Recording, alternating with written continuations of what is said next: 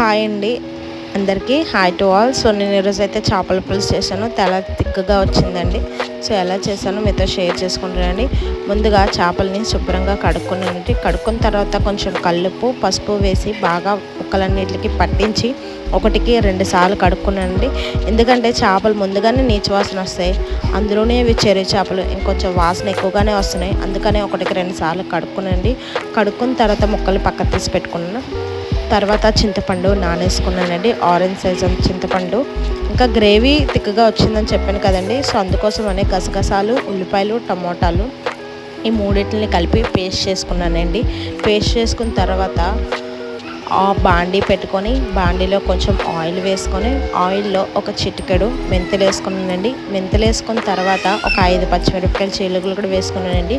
అవి ఎగిపోయిన తర్వాత కొంచెం టమాటా గుజ్జు ఇందాక చేసుకున్నాం కదండి, అది కూడా వేసుకుందామండి. వేసుకొని బాగా కలపండి. ఆయిల్ అనేది పైకి తేలాలి. తేలినాక ఒక 3 టేబుల్ స్పూన్స్ ఆఫ్ అల్లం వెల్లుల్లి పేస్ట్ కూడా వేసుకున్నాక బాగా కలుపుకోండి. పచ్చివాసన పోయేంత వరకు కలపండి. కలిపినాక ఆయిల్ పైకి తేలుద్ది. తేలినాక ఒక చిటికెడు పసుపు, రుచికి తగినంత ఉప్పు, ఒక 2 చెంచాలు కారం అయితే వేసుకునండి. వేసుకున్నాక బాగా మూడింటిని కలపండి. అది కూడా పచ్చివాసన అనేది ఉంటుంది కదండి కారంకి, అందుకోసమని బాగా కలుపుకోండి.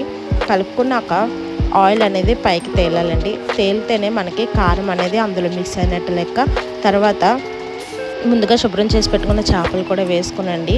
వేసుకున్నాక ఒకదాని మీద ఒకటి మెల్లమెల్లగా వేసుకుంటూ కలుపుకున్నానండి. చేపలు అనేవి మెల్లమెల్లగా కలుపుకోలేండి, లేకపోతే ఒకదాని మీద ఒకటి పడి లేదంటే గరిటైనా తగిలి ఈడిపోతూ ఉంటాయి. సో మెల్లమెల్లగా కలుపుకునండి. కలుపుకున్న తర్వాత ముక్కలన్నింటికి ఆ పసుపు, ఉప్పు, కారం పేస్ట్ అంతా బాగా పట్టాలండి. పట్టినాక ముందుగా నానబెట్టుకున్న చింతపండును కూడా తీసుకుని అందులో నుంచి గుజ్జు రసం అనేది తీసుకొని అందులో వేసుకునండి. వేసుకున్నాక గరిటి నెమ్మదిగా పెట్టి ఇలా కలుపుకుంటే బెస్ట్ అండి నా ఉద్దేశం ప్రకారం. ఎందుకంటే నేనైతే ఇలానే కలుపుతాను. చాలామంది ఏం చేస్తారంటే పైనుండి కలిపేస్తారు, దానివల్ల ముక్కలు అనేవి వేడిపోతాయి. ఇలా కుండ లోపలికి పెట్టి ఇలా కలుపుకుంటే ముక్కలు అనేవి వేడుతూ మొత్తం రసం అంతా కూడా కలుస్తుంది, చింతపండు రసం. ఒక 5 నిమిషాలు పోయినాక ఒక గుప్పెడు కొత్తిమీర అయితే వేసుకునండి. కొత్తిమీర ఇస్ మెయిన్ అండి చేపల పులుసుకి, అప్పుడే చాలా టేస్ట్ వస్తుంది. అంతేనండి. 5 మినిట్స్ తర్వాత మినిమం చేపలకి అనేది 5 to 7 మినిట్స్ అండి. అంతకుమించి ఎక్కువ ఉడికినా సరే అంతగా బాగోదండి, మెత్తగా అయిపోతాయి ముక్కలు. నాకైతే హెడ్ అంటే ఇష్టం అండి, చాలా ఇష్టం. మరి మీకేది ఇష్టమో కామెంట్ చేయండి. థ్యాంక్స్ ఫర్ వాచింగ్ అండి.